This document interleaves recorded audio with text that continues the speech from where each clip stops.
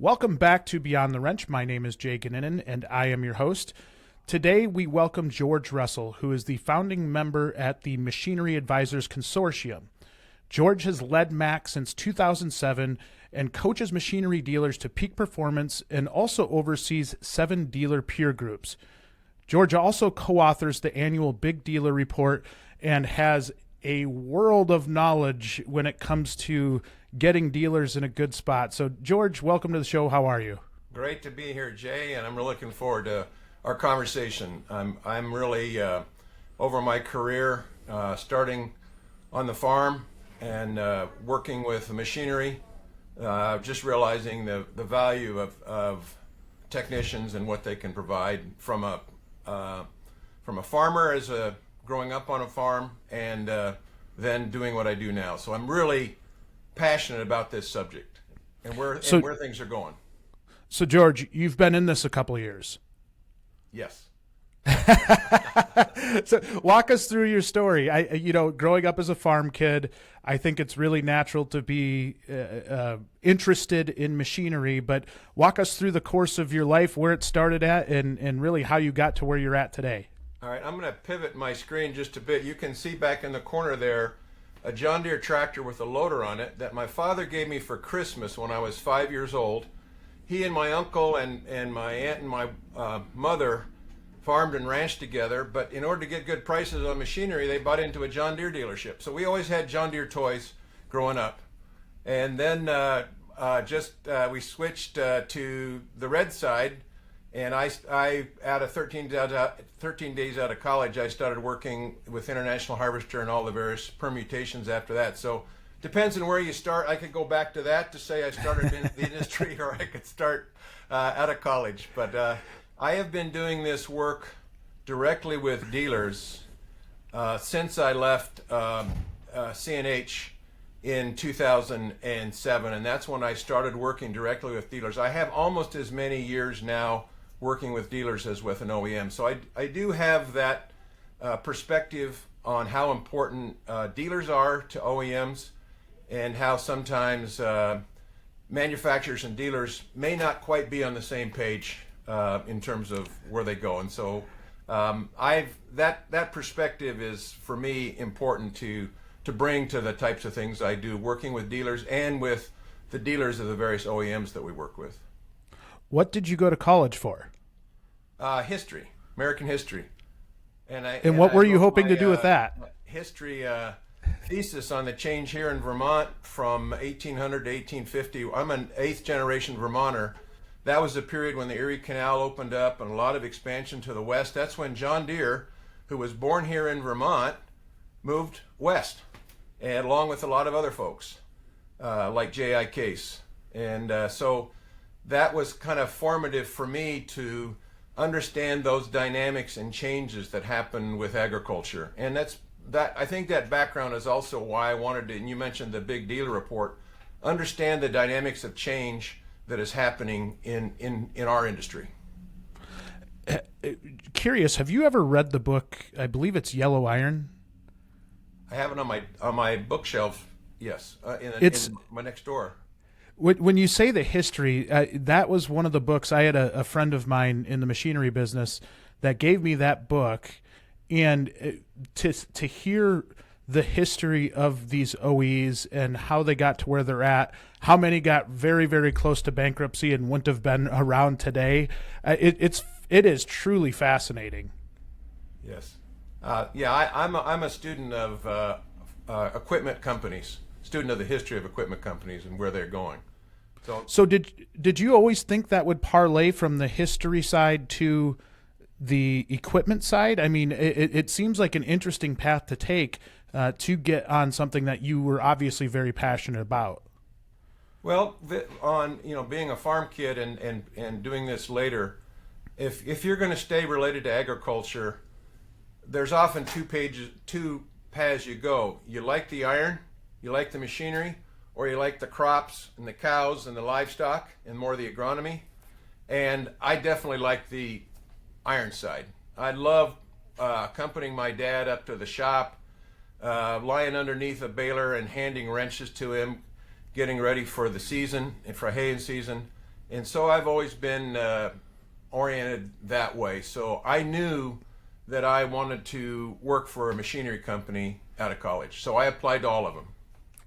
And Case happened to be the one that you signed up with, or what was International? Harvester, Yeah, International Harvester. Yes. And that was Yes. a great education. And following and you mentioned trials and tribulations, what is left of International Harvester is actually Navistar, and they've been, but the Cub Cadet division, the construction equipment division, the ag division, all were sold off. And but an example of a at that, a red icon in our industry is no longer as a separate company, except it exists as a brand with Case IH. Wow. It's a little heartbreaking in a sense, isn't it, to see all of that history? And of course you'll be able to read about it, but not to see that kind of extended. Well, it's very interesting, the history and legacy on the farm side and the relationships are. I belong to Chapter 18 of the International Harvester Collectors Club here in New England, and I've spoken at the various collectors clubs around the country on because of my perspectives on it. And just from the red side, this is the 100th anniversary of the Farmall tractor, so which was really one of the key innovations in the farm side. So there's still legacy there. The company doesn't exist, but in that company, the red paint and the legacy still is there. But again, of course, things are going to the future and they've changed. And so that's the constant going forward, is things will always change. So a lot of consolidation in equipment companies, both on the ag and construction equipment side, because I've also had management experience and have customers on construction equipment to be able to compare and contrast some of the needs. And it's interesting being able to take some ideas that maybe started on the ag side and CE and vice versa. So at International Harvester, what was your first job as you were entering the market? Well, my first real experience was, and like a lot of old companies, I had a 6-month management training program, and this ties to exactly what we're talking about today. I rode around for a while with an experienced region sales manager that covered Pennsylvania, New Jersey, Delaware, a guy named Don Shockey. And when riding with him, he said, when you go into a dealership for the first time, don't go in through the front door. Walk around into the back and go in through the shop. And he said then words that are prophetic, and I absolutely believe today and do today, is you will very quickly see not just how well the shop is run by your eyes, because we're visual learners in terms of organization and hygiene and whether or not there's work orders stacked in the top of the toolbox. And if the dealership shop is run well, it's highly likely that dealership is run well. So that's a lesson I learned in a management training program. My first job was in that same area as an area parts manager. And so I begun to understand the importance of getting parts on time. And then I worked my way up through various other field positions and marketing positions and product management positions.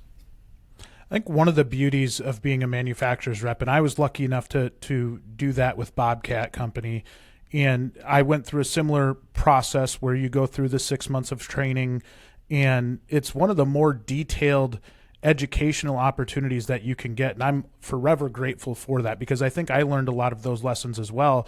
But one of the real benefits of being a field rep are the amount of shops and dealerships in general that you're able to see, and how different those operations are. Even though they fall under the same umbrella, there's different ownership groups, there's different personalities in those shops, and there's just a vast array of different types of management styles that you don't really know about until you step in and really see those dealerships firsthand. Absolutely. When I was a region sales manager for Illinois and Wisconsin, so your area of the world, I had 125 dealer outlets.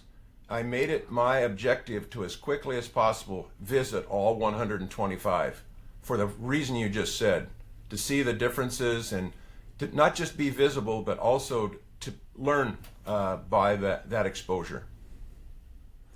It was also really eye-opening to me which dealerships would be very accepting of me or any other rep, and which ones it felt like you were almost fighting against right off the bat. And, again, I think it goes to the personality of the dealer principal or some of the executive leadership teams at these dealerships. But it was always fascinating to me because in my heart of hearts, I was truly trying to help them out, whereas some of the dealerships might have viewed it as, I want my moat. I don't want you to get too close to my operation here. And it really surprised me because here I came as a young rep saying, hey, I just want to help you out in any way that I can. And you'd still face resistance against some of these dealer principals and managers. No question. You see that. And values in an organization start at the top. And so what the dealership leaders will exhibit.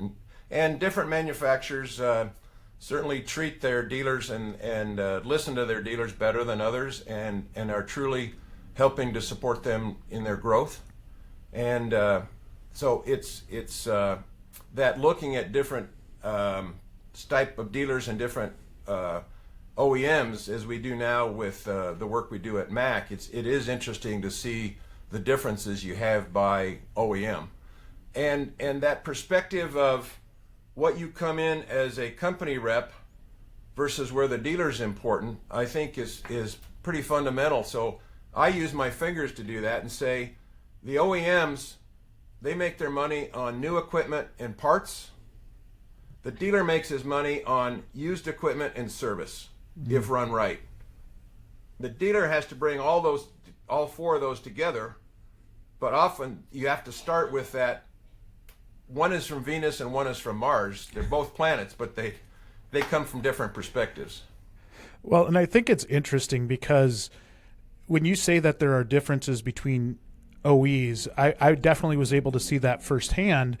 And one of the things in the differences as to how closely that relationship is tied, I think a lot of times is if that OE uses that information as a carrot or a stick, right? And it's very similar to a manager-employee type of relationship to where if you're just holding that information against that dealer all the time and you're just kind of rubbing their face in it, they're not going to have a good relationship with you. But if somehow there's some ability to develop a cohesive relationship, I think you're far further ahead and you don't have the confrontation that I think a lot of OE dealer relationships look like. That's right, and we see that as the third-party advisors to dealers with the dealer groups that we have. We call them performance dealer groups. They might be called 20 groups or best practices groups, and they're all in every industry. And looking at the numbers where you can compare, it's interesting how dealers, without the manufacturer, are then use those metrics. And it's fascinating to me when we roll these out, particularly with a new dealer, and some dealers think they're doing really well, and they look at their numbers compared to the 6 or 8 other people in the room. They say, "Wow, I'm near the bottom." Or flip it around, people that think they're not so hot, and they realize I'm number one in the room on that particular topic. And it's wonderful then to start that sharing of ideas. But that's without the manufacturer. There are manufacturers who use the information that dealers provide to help them raise their sights, to understand what success looks like. And certainly there may be some that are just trying to get a good reasons to get people to order more. Yeah. How do you look at a 20 group? And when you're looking at the groups that you put together, I'm always interested in trying to understand why they're so effective, because I think we've all been a part of one where you walk away and you learn so much from your peers, you learn so much from the coach themselves. Everybody in the room kind of brings some form of value, and I don't know if it's just because it's not your competitor across the street or it's just like-minded people, but why are they so effective? So the analogy that we use for the effectiveness is if you have the expectation that you're going to contribute as much as you take away, and that you serve as a board of directors for the other dealers in the room. You've built up a level of trust so that you can speak very directly, and you offer some perspectives that said, have you thought about this, because you're in the similar business, and also to hold people accountable. You know, the last 2 meetings you said you're going to fix your efficiency rate in the shop, and it's still lousy. Get after it. What help do you need? When you get that level of trust and candor and a board of directors type of perspective, that's when the groups work. Certainly the affinity you talk about, dealers that oftentimes of similar brands, they're dealing with the same terms and conditions, but one of our most useful and most valuable groups is mixed brands. They compare what different colors do and share those ideas. And more we're also seeing ag and construction, and in some cases lift truck, over the road heavy trucks, or some other, or power sports, those types of related industries, that if a dealership is good at retail and taking care of the customer, and they have the bench strength to handle it, they're often very successful taking on another line. And it's complementary. In a cyclical industry, oftentimes there's some counter-cyclicality. So we discuss those types of things in a dealership, of dealers that are thinking about taking on another line. Maybe they have a particular short line, or maybe they have too many short lines and they're not focusing on their main brands, and it shows in their numbers. I think that's a fascinating point, and one where if you're just surrounding yourself with people that everybody's doing the same thing, you might not learn those ideas or something that somebody else is doing that you could implement in your business that could mark a drastic improvement. So I think having that open mind, that's a lot of the content we do through WrenchWay too, where we'll have, I talked to an equipment dealer probably a month ago, and they're like, well, you just do all automotive stuff. And I'm like, no, listen to the actual content, because if you took automotive out of it, there's still so much that applies to everything that you're doing. And I think some of it just comes with, letting your guard down, listening to the other ideas, not going in assuming you know everything, because I think when you go in with that mindset, you're just not going to take anything out of it. That's right. So let me tell you a trick that I've learned over the years. That's basic about people, irregardless of the industry and irregardless of business or personal.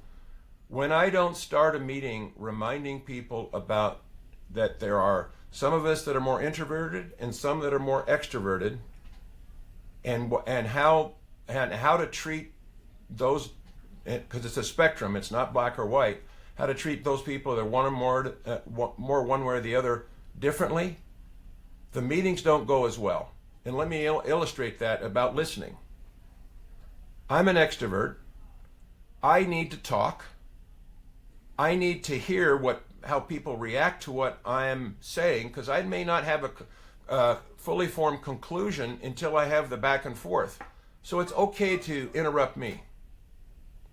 But if I'm working with somebody that's more introverted, or there's some 20 dealers around the table in one of our PDGs, and that is more introverted, introverts look at and observe everything that's going on around them, and come to fully formed thoughts, and don't feel compelled to share those unless asked.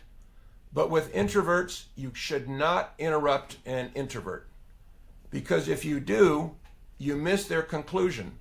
They think in fully formed sentences or paragraphs with periods. Wait for the period. So it's hard for me to do that. I am the worst violator of that policy in the world, and I think a lot of it is just because I get really excited when somebody brings up an idea that maybe I haven't thought about, and I've had to learn over the years, just, Jay, shut up, listen to what they're saying. Right. Yeah.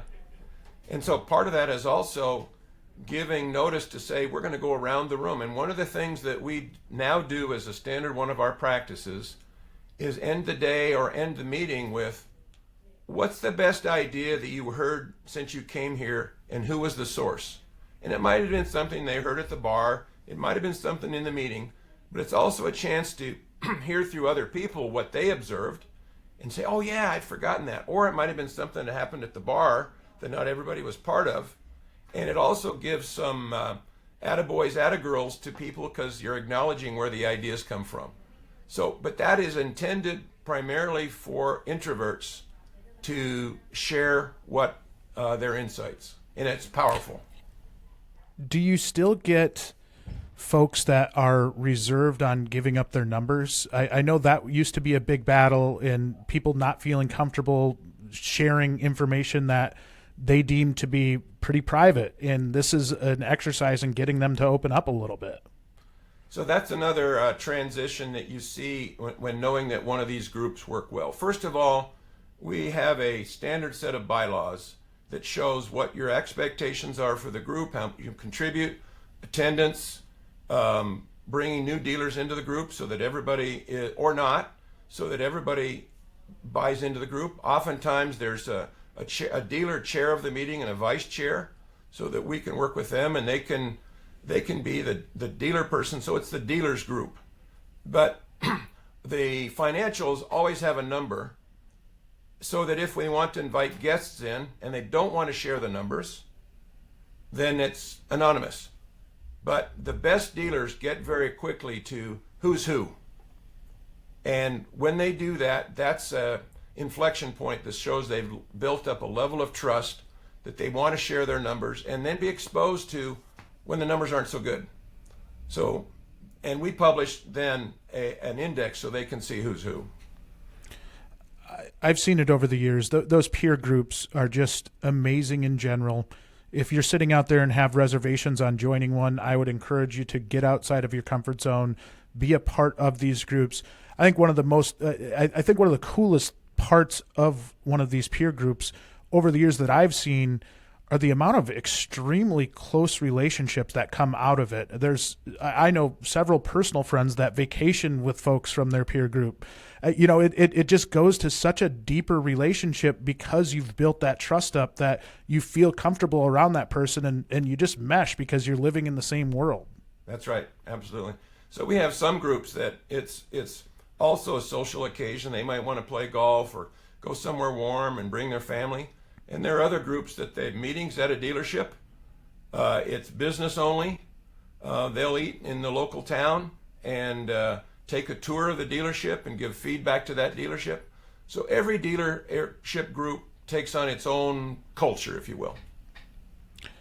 I could geek out on this all day. I love talking about peer groups and the power of them because they have had a very positive impact on me in my ability to learn the industry.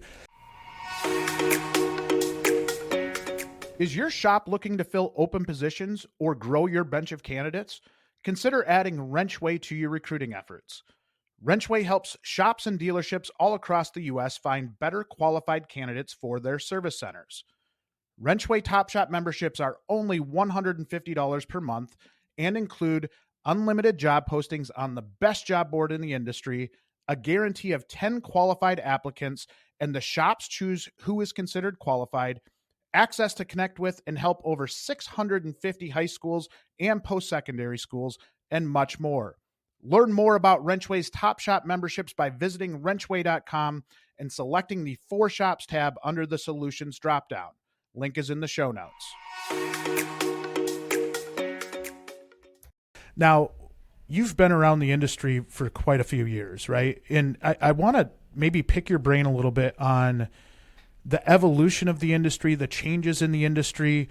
I think a lot of times when folks think of the equipment world, they might not think that it moves at the same speed as other industries, but the changes in the equipment business right now are crazy, whether it's consolidation of dealers, technology and equipment, the different ways that we're looking at profitability. Over the years, is there anything that's remained consistent, or is it just a rapid evolution where everything changes all the time? Well, taking care of the customer is that North Star, if you will. But more and more good cultures we realize now is that if you take care of your employees, they will take care of the customer. So that employee engagement, that's part of the reason that our theme every year at Mac, we have a different theme. Our theme this year is employee retention, not employee turnover, because we want a more positive thing, but what do you do to build a culture that of your employees being satisfied so they will take care of the customer. And with the growth of size of dealerships, when you move beyond one entrepreneur, that becomes more difficult. You then have to begin to teach those skills. And oftentimes, and since we're talking about technicians, oftentimes a service manager may be put in a position that it's not a technical position, it's a people position. And that is important that service managers who may have the technical skills learn how to manage people better and in terms of what they do. But the change that you have, when I started out, people would talk about mechanics. Today, the right word, because words are important, technicians. Words are important, and I think that speaks volumes about what the level of sophistication of the person that works on machines, and now more and more with information and data, and not just the machine that's in front of you, but connected machines, and machines that have different technologies than what somebody may have learned to. Certainly electric machines right now, that's a whole different deal than diesel mechanics. And I said mechanics because that's when we still call them that, but many people, but diesel techs. But you get my point. I do. And I'm interested to hear from you, because you've got your finger on the pulse of these dealerships.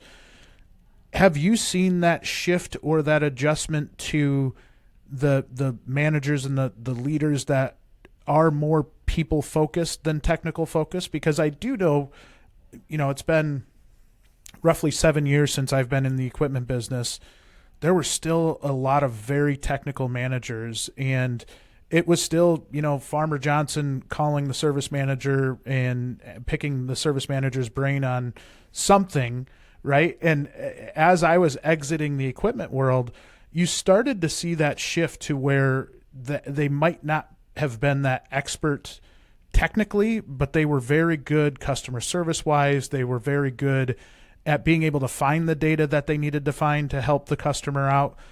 But in a lot of ways, the shift was happening, I felt like 7 years ago when I was in the equipment world. Are you seeing that kind of steady shift across the industry? It is, and let me give you two examples of that. When we talk about replacing a service manager and dealers taking their best tech and elevate him to a service manager, many times when that happens in a group, people just shake their heads because of the numbers of times that doesn't work. And somebody that was put into that position, that they really appreciated it when they could go back to being a tech, because the service manager position is so much different than they thought. So I think that's becoming generally acknowledged, that though that may be a logical path, that's not the typical path now, because of the relationships that need to be had with people.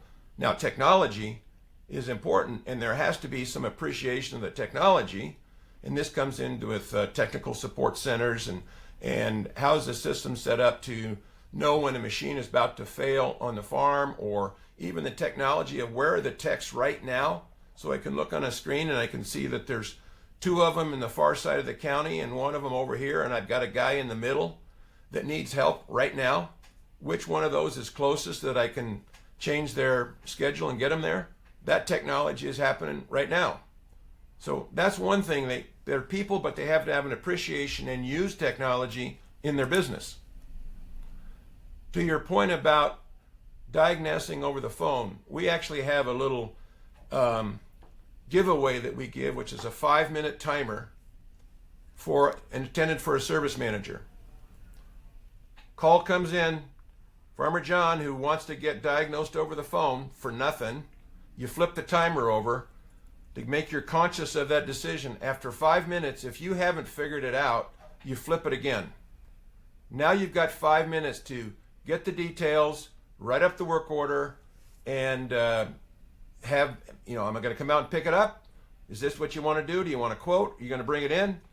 Sort that all out so that you can get on with that and not spend half hour, 45 minutes trying to diagnose something over the phone.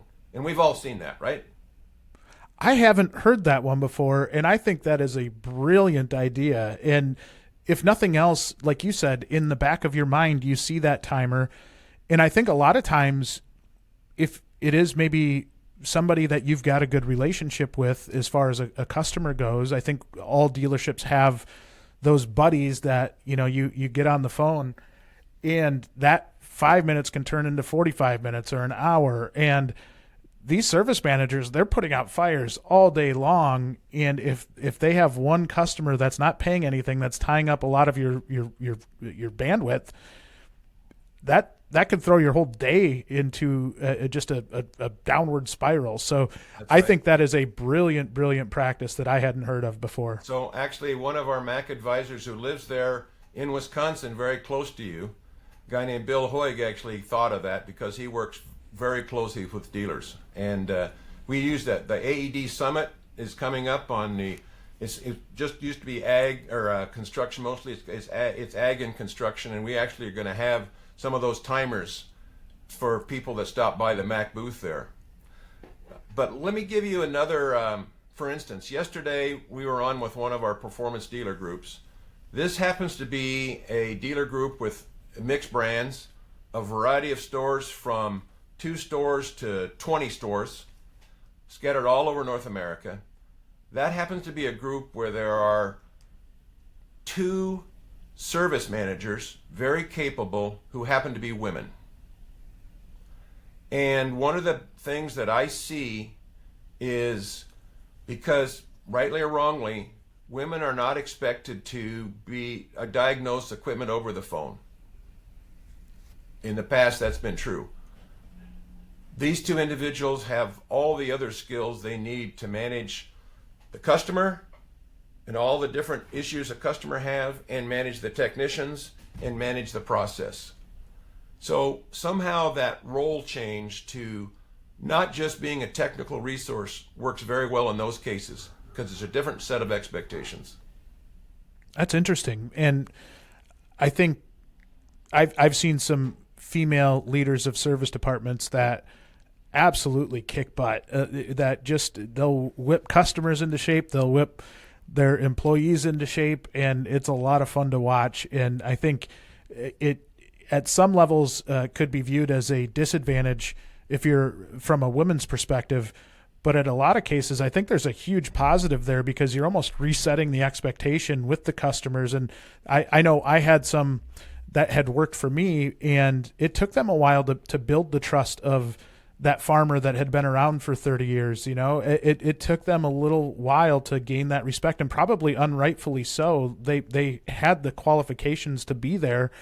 It just took them a little bit to get through that old school mentality. I think the industry, we're moving in the right direction there. Hopefully we do see more women leaders in front of service departments, because I've seen some phenomenal ones, and I think they do a really, really good job. So really, really like that point. Quick story for you on the transition from technician to management. I had, and this wasn't necessarily a tech going to management, more of a service writer type of position, but it was an individual that I had a huge amount of respect for. He had worked on machinery for 40 years at that point. He'd been around it all of his life, and his body was starting to break down. And he said, "Jay, I'd like to move to the office. I just can't handle this on my body anymore." And I said, "Well, if you're open to it, we'll give it a shot and see if you like it. You have a good personality. I think you might be able to make it work." He was a pecker with his fingers for typing, but once he got up there, I got into meetings. This was like a Monday morning. I go into some meetings in my office, and I come back out around lunchtime, and I'm like, where is he? Where is he? And I was talking to the service manager, and he said, go check the shop. He had, from the time at 7:30 in the morning when we started to noon, figured out that he didn't like being in the front very much and went right back out, put on his coveralls, opened up his toolbox and just started working on equipment again. We didn't even talk about it. Like, it was just one of those things where you're like, that didn't work out. But I do think, when we look at the development of people in our industry, that's something we've got to be a little bit more aware of, are those technicians that might start aging out, their bodies start breaking down. And really, we talk about career pathing a lot for young people, but I've talked about this a lot. That 50 to 55-year-old tech that's out there probably is as concerned about their career as any other position in the dealership, because if they just, they're not moving as fluidly as they had all of their life, and maybe they've built that skill set in the shop that isn't going to translate to other positions within a shop, within the dealership, they're very concerned. And in a lot of cases, these people they have so much knowledge and so much that we can take from them and really be able to extend their career. Where do we go with that person, and how do we really build that bridge to take care of their body and take care of them for the rest of their career? So there's a couple of positions. One is technical support and one is a mentor-apprentice relationship. And both can go back to what drives and fulfills a technician. Why do people get into the business of being technicians? They feel fulfilled when things work right and they've answered us and fixed a problem. I'm told that technicians, like doing an engine rebuild, the thrill of the day is to go through that whole work and turn the key and just hear that engine humming and that turbo whistling. That's what motivates them. And that's why people do what they do in that business. So it's clear that if that's what your identity is wrapped around and you can't do it because of physical limitations, or you don't want to be driving down the road and under stress to get to some place because a guy's down who may be a friend as well, and you got to get his machine running, and you just don't want that stress as we get older. So the mentor-apprentice relationship can be that, is you put them together with somebody that does the driving, that needs the education, that helps them lift the parts because their back and their knees are blown, and sometimes they're two-man jobs, and so they can help them do that. And that can happen in the shop too, is pair a experienced tech with a new tech and set the expectation that you're going to learn from each other, because the experienced guy will certainly learn how to do some things from the inexperienced tech. Today it's gotten over it now, but many dealerships refuse to let technicians have their cell phones in the shop because they were afraid they were checking their Facebook. Many cases, they were online trying to find the solution to the problem online because they know there's a lot of information out there. But that comes to technical support. This has happened 6-8 years ago. It happened to be in Canada, and a dealer talked about his best practice of a very experienced technician who he says, I don't want to be on the road anymore. They set him up in a technical support center. They advertised his name, let's call him Fred, and they said, Fred's available. You know that Fred knows what he's talking about. Here's his number, and here's when the meter starts running, and they know that Fred is going to answer their calls, and they know what he's talking about. And Fred feels very fulfilled doing that. And when he's not answering calls, he's setting up training programs for the other techs. And so that's a recognition of another role that's very useful, particularly with setting up these technical support centers with connected machines. I think that's such a key role, because that does allow you to move that service manager from a far more technical position to a people person, because there's not so much pressure on that individual for that technical expertise. And it gives even your own technician's a resource to reach out to from somebody that's been around for many, many years. And when I was in the equipment world, we'd have those people that would call around from all of our different locations to one person. And I think it was because he was the most respected person in the service side of the business, right? And everybody looked up to him. And man, what a resource that is. And when you're pushing that person out the door, you're just wasting so much knowledge. Yeah. Thanks for listening to Beyond the Wrench. We'd like to take a minute to talk about this week's sponsor, Thermo King. Look out your window. Within minutes of being on the road, you will likely see a Thermo King refrigeration unit on a commercial vehicle. As the worldwide leader in sustainable transport climate control solutions, Thermo King is the heartbeat of the global cold chain. Our technology helps bring fresh food and other perishable items to communities around the world. Technician talent is what keeps such important assets moving. By joining a local Thermo King dealership, you become part of an elite team of technical talent and get to experience working with premium products. Each Thermo King dealership is family-owned and operated, offering a smaller company work environment backed by the training and support of a global industry leader. Thermo King dealers hire the best talent in the industry because we believe the world needs and deserves freshness. Think you have what it takes?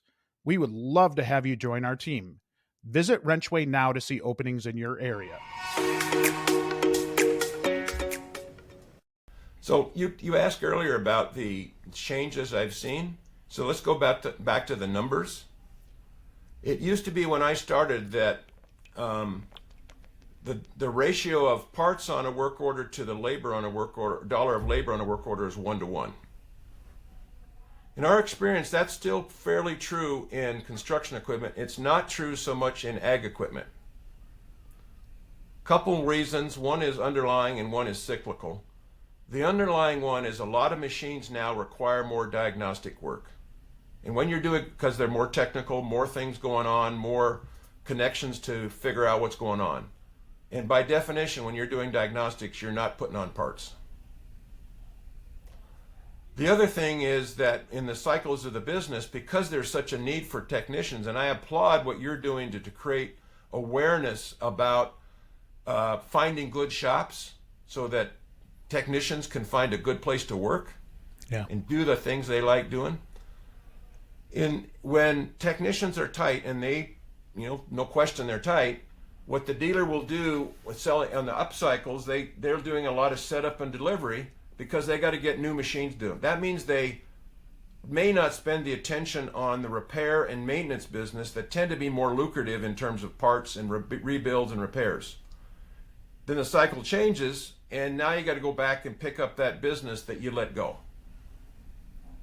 And so that is another reason why we think that the ratio of parts to labor is more like 75 cents to 85 cents than $1 to $1. But it shows some changes in the industry. Yeah, and I think for those of you that aren't listening, that aren't overly familiar with machinery, the amount of technology in machines now, in machinery in general, is insane. And being able to spend time on both the automotive and equipment side, I can say some of the technology that is in this equipment actually blows some of the automotive stuff out of the water. And it is really fascinating. It moves at a just breakneck pace, and trying to keep up with it. You mentioned having that person running training. I remember in the Deere dealership trying to coordinate training for all of the locations. And at one point I remember sitting back and being like, this could darn near be a full-time job on its own. I mean, it's so much to know who needs to be where, and getting travel arranged and getting everything into order, that I think it's a very underrated piece of a dealership, and making sure that your people are trained up properly. It does really, really take a lot of time.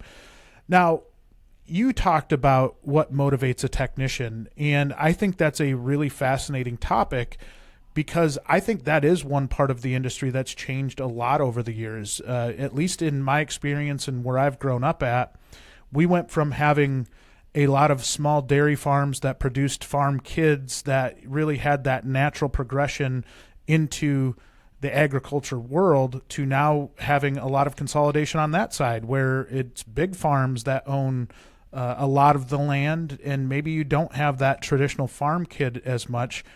How do we breed that passion for that young person that might not grow up on a farm or might look at these big farms and say, I can't touch that equipment. I can't drive that equipment. I can't work on that equipment. It's huge. I don't know anything about it. To me, it feels like there's a barrier there for that next generation to be able to easily get in.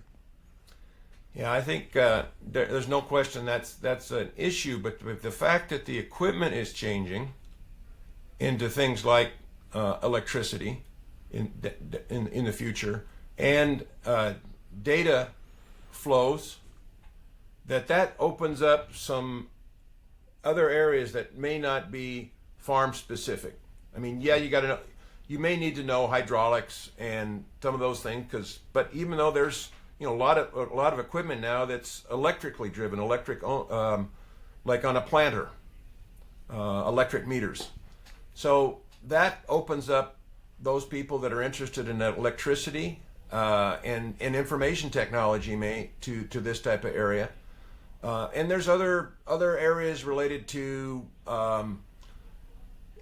type of materials or use or the connection of machines that are related to the agronomy that's going on in terms of how do you make and optimize the machine for what it's doing on the ag side in terms of how the machine interacts with the plant and the soil.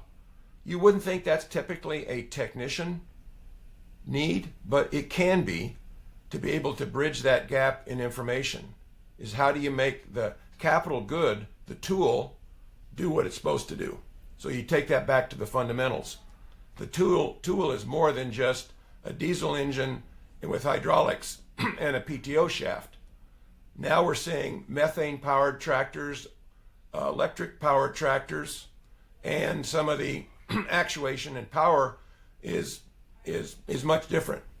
So that is, I think, an opportunity. But I think the biggest issue is we don't do enough to show what you said is just how technical these machines are.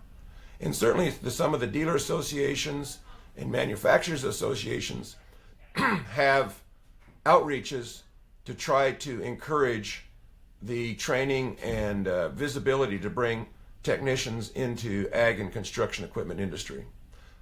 Another one is, so you mentioned automotive, and you know it better than I do, but I've seen some technicians that were not happy working in an automotive shop because they got flat rated not just on the work they do, but on the billing that they do. And they much better enjoy the type of culture in a farm or construction equipment shop. More relationship oriented. Yes, flat rates and beating flat rates is important, but on the compensation side, they want to know what their income is going to be. I used to try and recruit automotive technicians to come work for our equipment dealership. I thought we always had a leg up in a lot of opportunity there, and a lot of the skill translated, especially with the technology changing. Now, one of the really fascinating things about the change in technology is the change in how we service our customers as well. And you mentioned earlier that the North Star of a dealership should be that customer satisfaction, making sure that we're taking care of our customers. Obviously, taking care of our employees, very, very important because they're the ones taking care of the customer. But this new technology has driven our ability to kind of get out in the field and understand when their machine's going to break, when something's off, and really be able to dispatch out. Do you see an adaptation in dealers going to the customer more road work, more road service? Absolutely. And in some of our training programs, we talk about this, that we're starting with bricks and mortar, that the changing nature of bricks and mortar.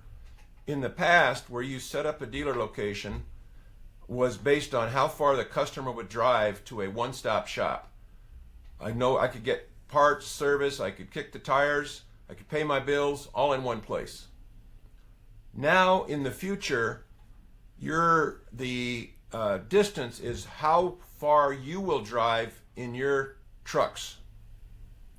And then how do I get the parts and tools and the right technician met up with a machine that's in a farmer's shop or broken down on a job site, and that's changing it so that the nature of bricks and mortar is more specialized, and in the case of becoming remote support bases, a place for parts drop off or for technicians to park their trucks overnight maybe, and have some local view, but they're not one-stop shops. They're there to support remote service. That's one example. Another is having resident technicians, and this is, you see more on the construction equipment side, where the technician is employed by the dealership. They're actually go to work at a contractor's site. And their job is to work on those machines for a variety of things, and the billing and all the other things happens the same, but that person is there dedicated to that contractor. And some of the size of these is important. It makes that significant. Another one on a remote support, because especially on the ag side with remote locations, if a dealer can't support, is looking at another area that's 3 or 4 hours away, there are a lot of cases where they hire a technician in a town that's far away, maybe between two very remote locations, and that resident technician, or that technician, remote technician, lives there. He works the machines in that area, and then the dealer might say, after they built up a good reputation, maybe they put in one of these remote support bases, or it just keeps going the way it's going. But the technician doesn't come to work every day at the main store. Well, you hear technicians talk a lot about the desire to have more flexible schedules, having more ability to be independent.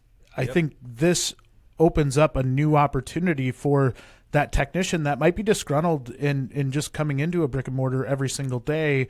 They want to get out in the field. They want to see different things. And I think this affords us as an industry the opportunity to appeal to a different demographic and maybe a different type of person altogether.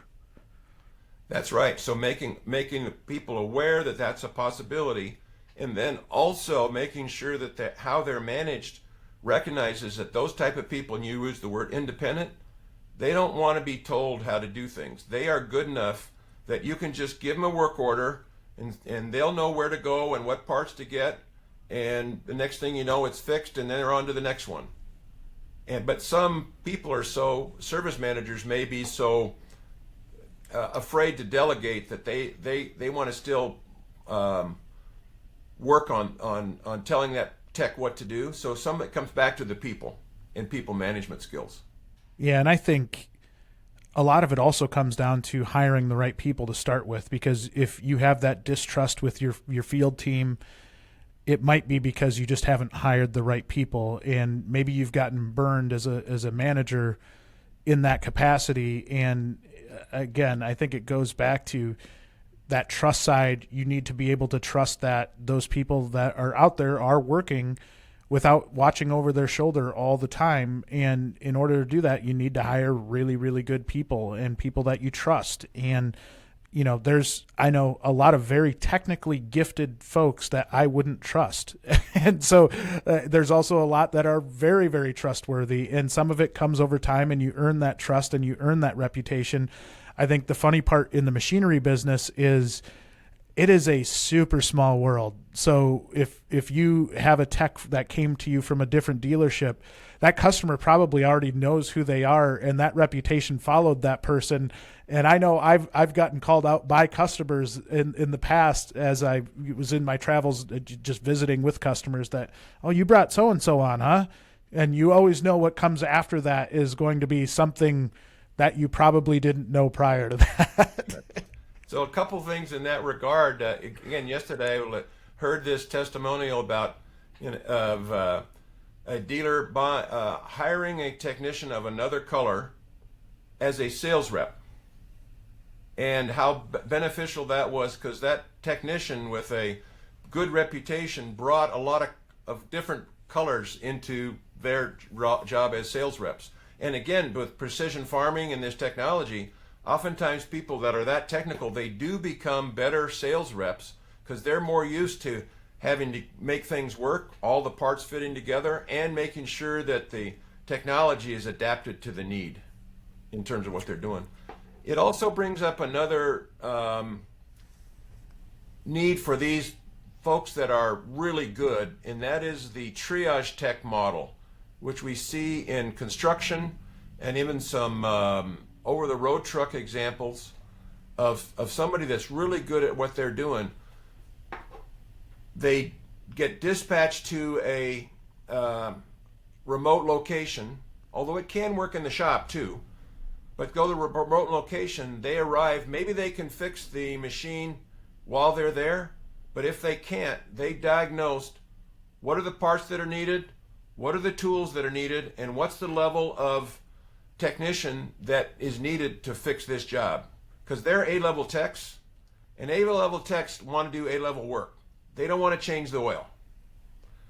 But B and C level techs may be a good developmental opportunity if they're led by an A-level tech that says, here's what the job needs to do, here are the parts and tools, and you can handle it. And that's a better business model and also fulfilling to that A-level tech and a developmental opportunity for the B and C level techs to do that. In the shop that can work, and some construction equipment shop, every machine that comes in has 2 hours build on it for a triage tech who does the same thing and then decide how that's going to affect. So think of how powerful and fulfilling that role of a triage tech is. And it doesn't potentially beat your body up as much if you're not doing some of that really heavy lifting type of work. I think my automotive friends that are listening to this could learn a lot from that model, because I do agree with you. And I think what you said there is so underrated, that A-level techs want to do A-level work.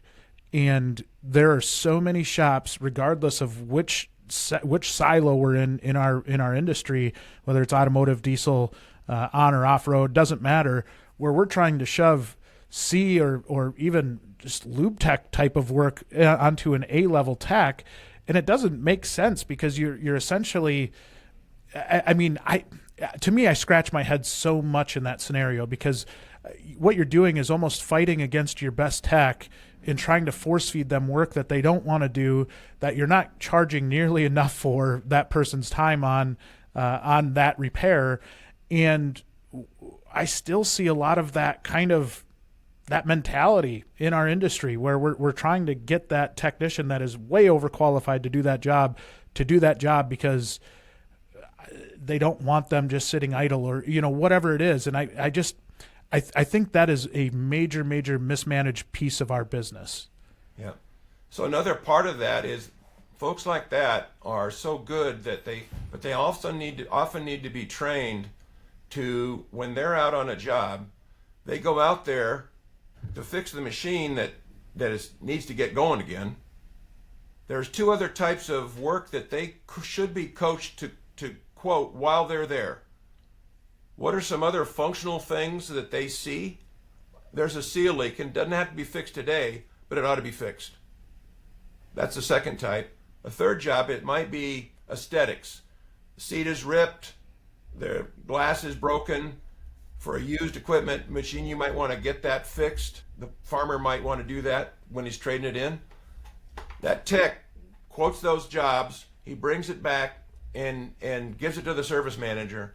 Now when the service manager has 2 open hours on a Friday afternoon, he reaches into that database of quoted jobs and say, here's a 2-hour job that's already been quoted. Makes the shop work better. It's training in general, and even when you're moving maybe that advanced level technician to more of that triage type of technician, it takes some training and communication. I know we had some that were really at that level, but maybe their communication skills weren't. So when they would go out to the customer, classic example would be when I was in the Deere dealership, we had some issues with 7R series tractors, and we had a tech go out and just start bashing them to our customers, right? Like, oh, these things are junk. We have to split them all. Like, and you look at it and you're like, oh my goodness. You sit down and talk with them and say, listen, you can't bash our brand when you're out on the road. That doesn't do us any good at all. And some of it, I think, looking back, was probably my fault in not training them well enough up front, and it just really taking that part seriously, because that can do a lot of damage when you send that person out without the communication skills, and really backfire on you in a hurry. That's right. No question. I've heard that again and again and again. All right. Well, we're coming up on our hour. I think one of the things I've really respected about you over the course of our time getting to know each other is just your how much knowledge you have about this industry and how much passion you have for the machinery business in general. And I've learned so much in being able to talk to you. This podcast kind of brought that to a different level. And I just always love hearing your perspective. For those of our audience that want to reach out to you or find you, how do they find you? So MAC stands for Machinery Advisors Consortium. Big words, but just think of MAC. But machineryadvisors.org is our website. And Machinery Advisors, all one word, no space, and advisors is spelled O-R-S, not E-R-S, and it's .org, not .com. So you go out to our website, you'll see the other members of MAC, you'll see the types of services that we provide. The three main hubs are operational excellence, equipment dealers wanting to do things better, because our tagline is coaching equipment dealers to peak performance. So what does peak performance look like? This is where best practices groups, PDGs, performance dealer groups, come in. A second hub is around people development, just how important it is to develop people of all types. And the third is around strategic growth, mergers and acquisitions, valuations of dealerships, taking on other lines or dropping other lines, expanding and diversifying. So those are our three main types of services that we provide. And you'll see more detail of those on our site. So look up www.machineryadvisors.org. I also heard a rumor that you are speaking at the AED Summit this year, or I guess it would be early next year. That's right. January in Las Vegas, AED Summit, and it will be, we will have almost every person in MAC will be delivering one or two sessions there, partly because of the ag focus that AED is moving to, and beyond just the construction equipment. I've been speaking along with a couple other MAC advisors since 2015, and they're always very fulfilling. I love getting the interaction in those types of back and forth interchanges. So we'll have some good discussions, including one of our advisors, Russ Green, who I've known forever with IH. He's doing a panel on what it's, because of his interest in millennials, of what it's like to attract people to rural areas. So you'll be talking to Russ about that, and I think that fits right into with the types of things you'll do. But he's got a panel there as well. And then we've got all the other guys and gals presenting there as well. So great place, and I look forward to meeting anybody that might have heard this and come up and say, I saw you on a WrenchWay podcast. My good buddy Russ, I spoke at that conference last year, and I can't speak highly enough of that conference. It was really, really a lot of fun.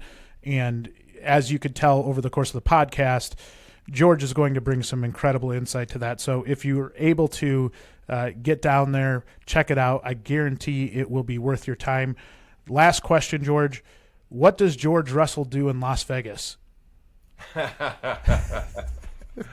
It's not my favorite place to go, but a lot of other people, it's a great place to come together. And I enjoy the relationships in meeting old friends and making new ones there. And just as an extrovert, I get jazzed by the types of things that are going on there. I like going around to the exhibition they have of different vendors and different ideas, and just thinking new ideas, like you and I have been talking about here. learning from each other about different good practices. That's what jazzes me. George, an absolute pleasure to have you on the podcast. Thanks for taking some time with us today, and look forward to the next time. Likewise, Jay. Thank you. Been a privilege. Thank you, sir. That wraps up this week's episode of Beyond the Wrench. Be sure to tune in next week for another brand new episode. As a reminder, don't forget to rate and follow Beyond the Wrench on Apple, Google, Spotify, or wherever you listen to your podcasts. This helps us get Beyond the Wrench in front of other fantastic shop owners, managers, technicians, and dealers just like you, so we can continue to help improve, promote, and grow this amazing industry. Thanks everyone for listening, and we'll be back next week.